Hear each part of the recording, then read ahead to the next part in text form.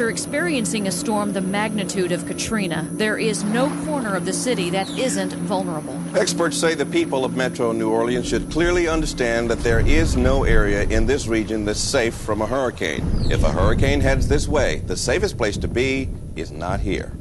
We want to make sure that people in the West Bank understand that it was by the grace of God that you were spared last time, because your levees are not up to the new standards.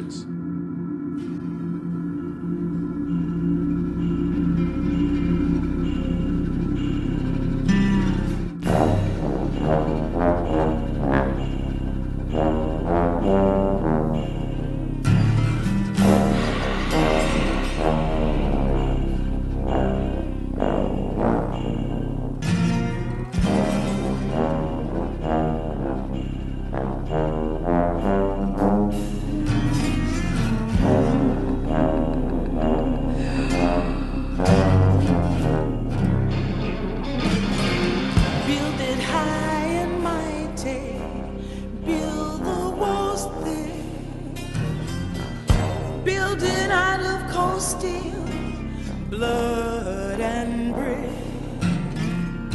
build it for the people who ran out of home.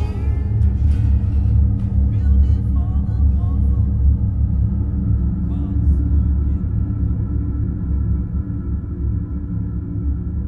for the Gulf Coast is getting hit and hit hard. I want the folks there on the Gulf Coast to know that the federal government is prepared to help you when the storm passes.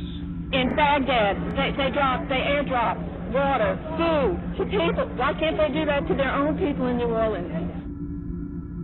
Pleased with the response that every element of the federal government. Now, of course, a critical element of what we're doing is the process of evacuation and securing New Orleans and other areas that are afflicted. And here the Department of Defense has performed magnificently, as has the National Guard, in bringing enormous resources and capabilities to bear in the areas that are suffering. Nobody's in this house. Nobody's in that house. Nobody's in that house. Nobody's in any of those houses on that street. Nobody's in that house. Nobody's in this house. In other words, does that look like they came back?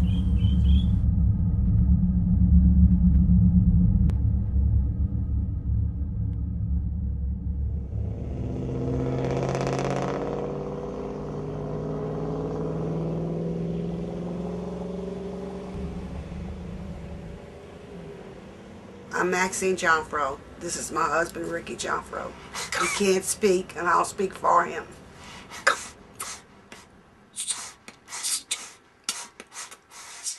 We come from the southeastern tip of Louisiana, in Plaquemines Parish, Louisiana. His family's been here since 1824.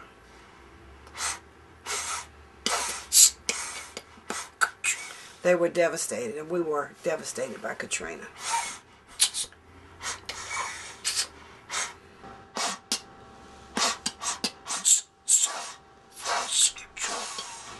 So frustrating.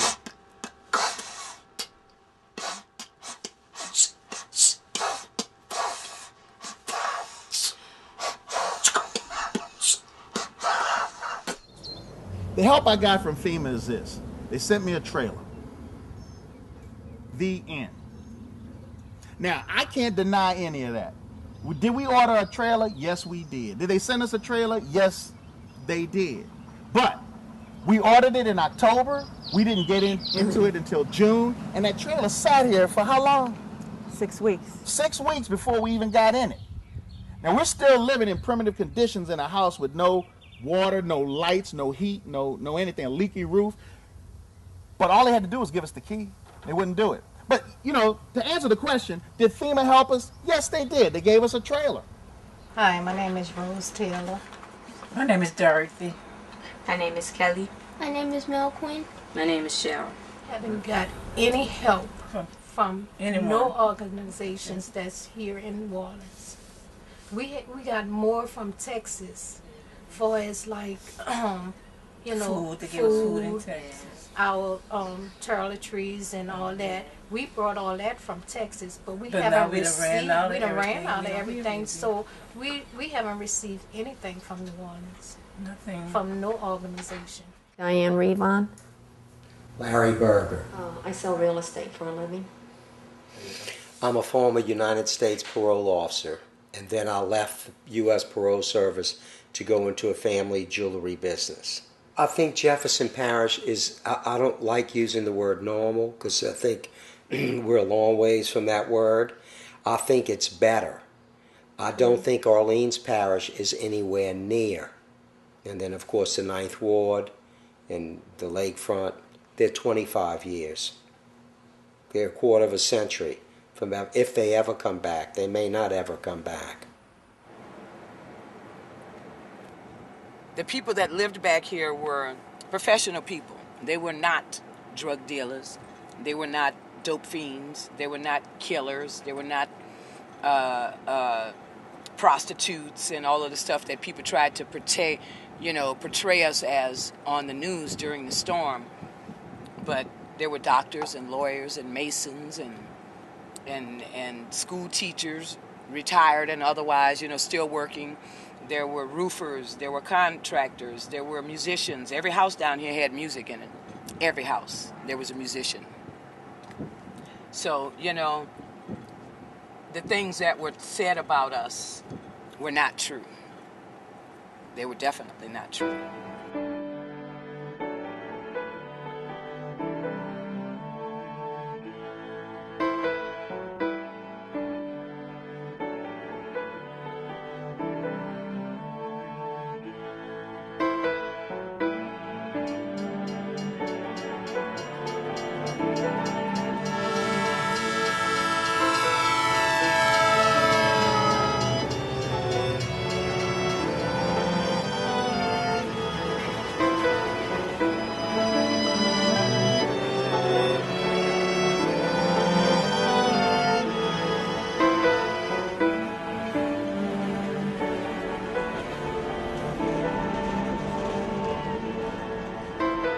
My name is Gloria Williams, and this is my daughter Jacqueline, and her daughter Jaquel. I don't want to go.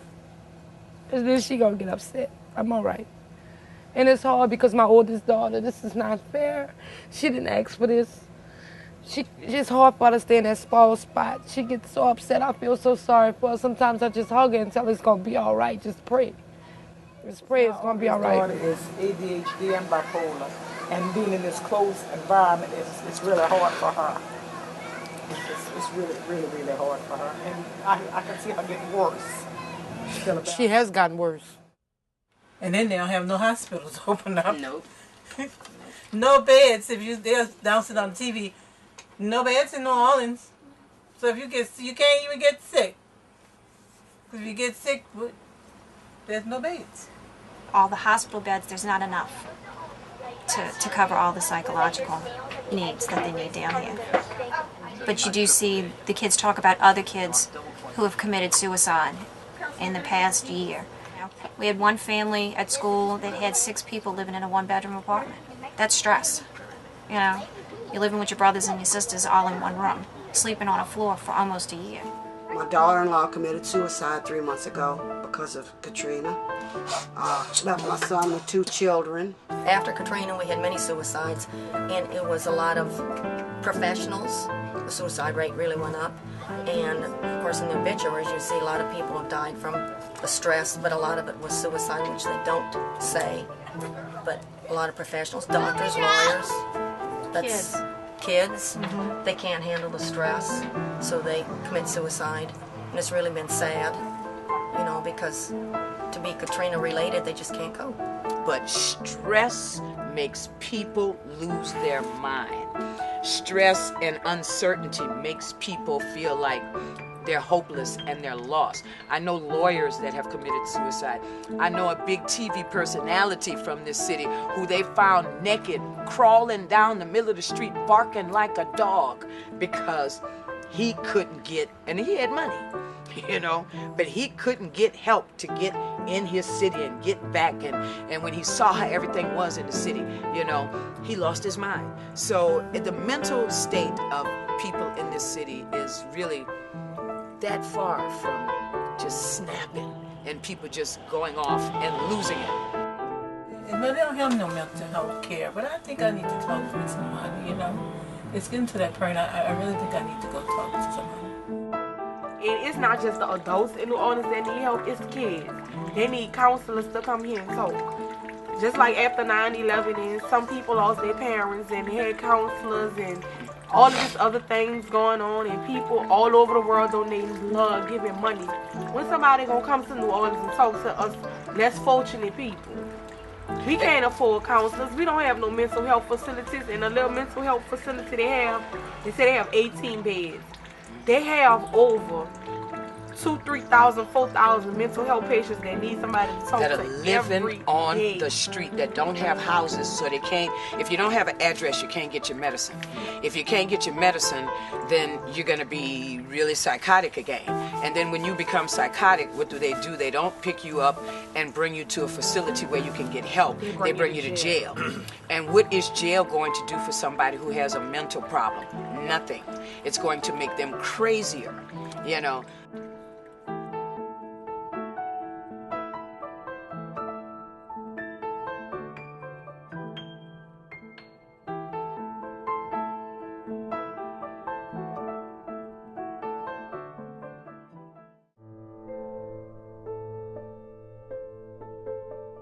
Every empty space that you see on the right and on the left is where houses, and houses.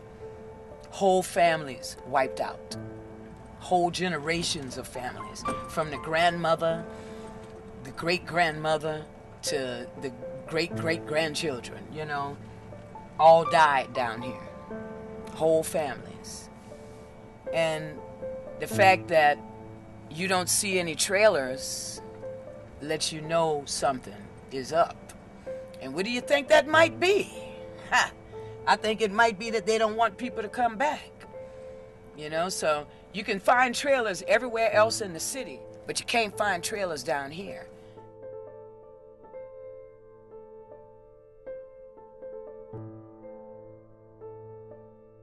And what they're doing to people, you see how high the grass is? On these people's property, what the city is doing is they're fining them for not coming and cutting their grass. So for every day that you don't come and cut your grass, I think every couple of weeks or so, it's like $100 fine. So this adds up and adds up and adds up, and that's a lien against your property. So that when you do come back and try to get your property, there's so many fines that, you know, you can't pay the fine, so you lose your property. Well, we all received letters saying that April they were, you know, going to come out to visit everybody and talk to you and see what your plans are. But how can you make plans with a $1,200 rent? I can't afford that. Because you can't afford the rents. The rents have gone up so much, they've tripled here in New Orleans since the storm. A house is like $1,200. Or $1,500 to $2,000. We're both on SSI, we're both disabled, and we only get like $900 between us, between the two of us. We couldn't even rent in a house. The smallest apartment is $1,200. The rent is so high, where can you go? You can't afford to pay $1,200. They don't want to sleep on the sofa bed. They're sleeping on the sofa, one sleeping on the sofa bed and one sleep with me. They want their own room. But I can't afford to give them their own room because the rent is so high.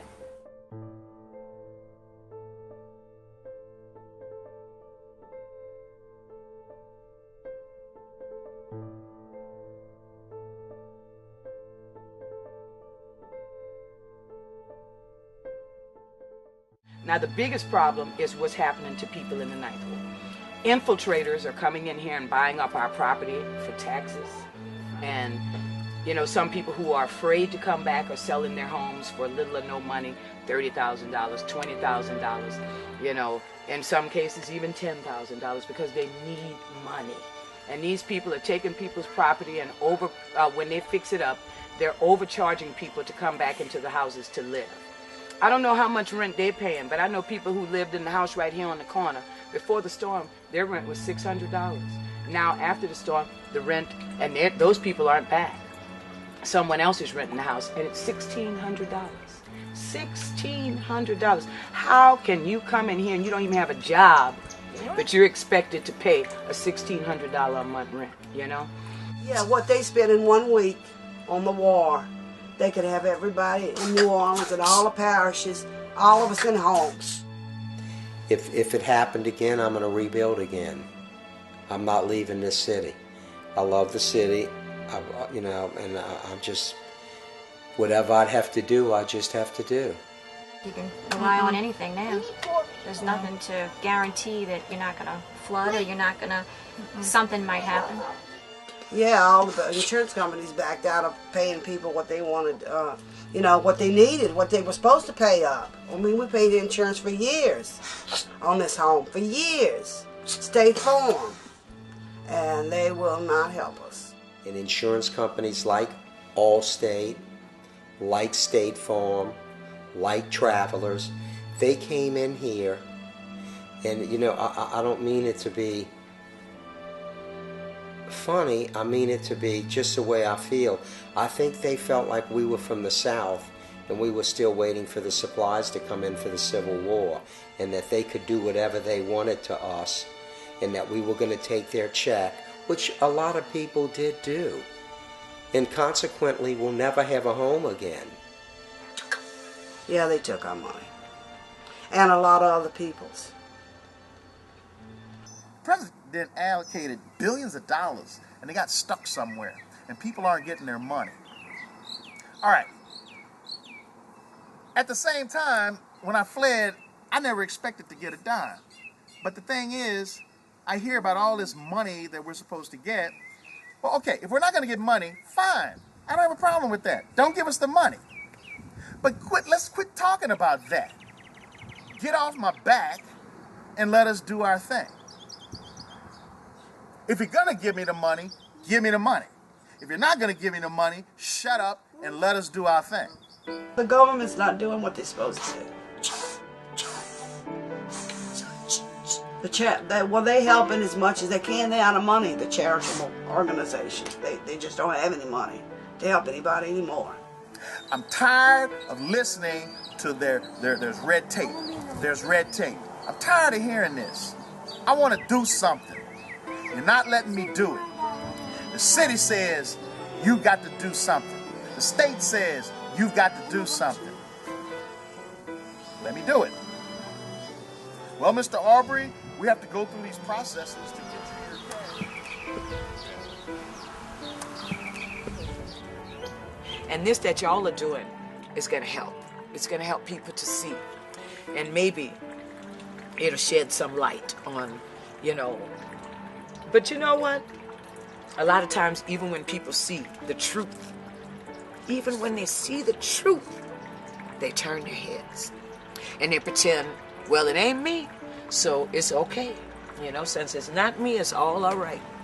But it's not all right. And like you say, you cry every night. I know the feeling. Because, some days I just feel like I don't know what I'm going to do. Every time it rains, I don't know what I'm going to do. I get so scared. I was so scared in here Friday. The wind was rocking my house from right to left. And I was scared to death. But where could I go? I have nowhere that I could go. And I couldn't leave my house because the water was so high. I couldn't drive my truck through it because if I lose my truck, then I don't have a way to get to jobs or to get to anything else that I might get.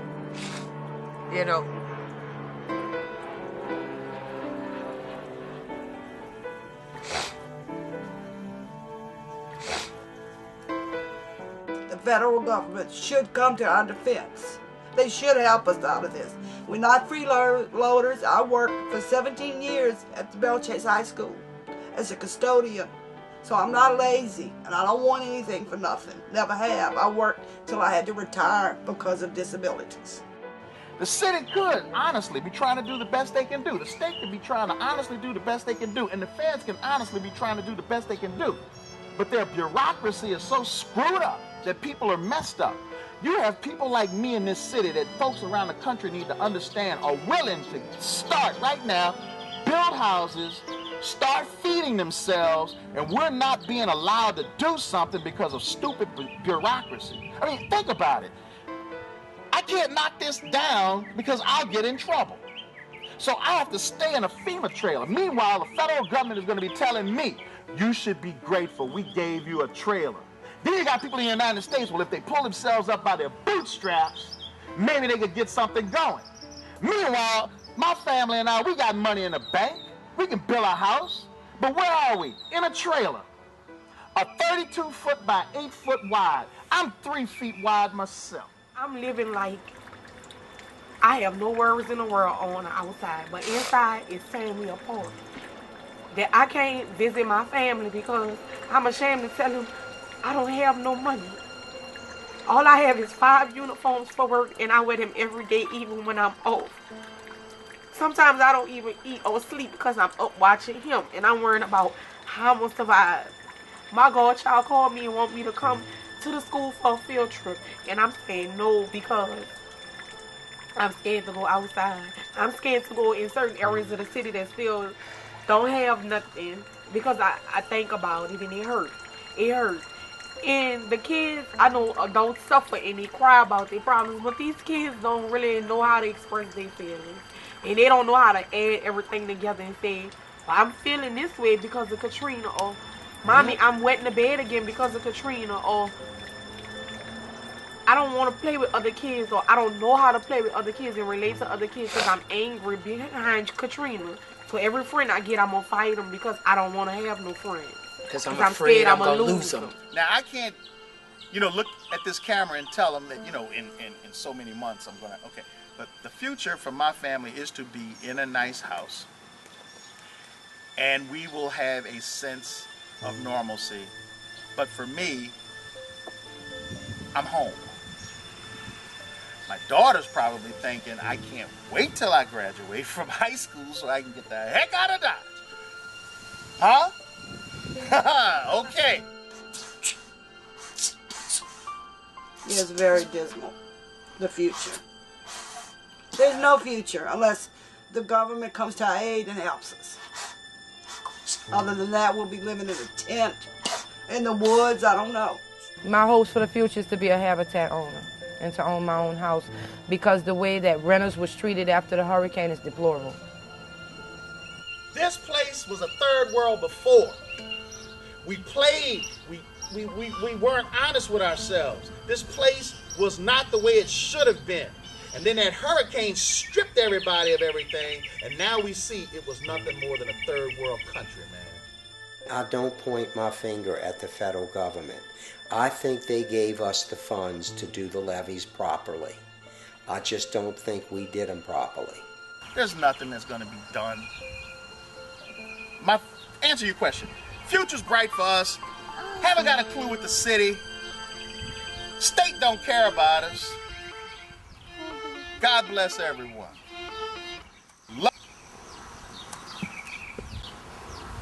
Whew. I got a lot to say, man. You noticed that, huh?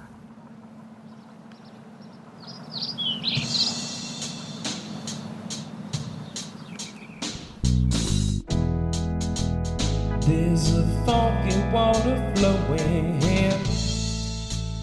down the streets of New Orleans.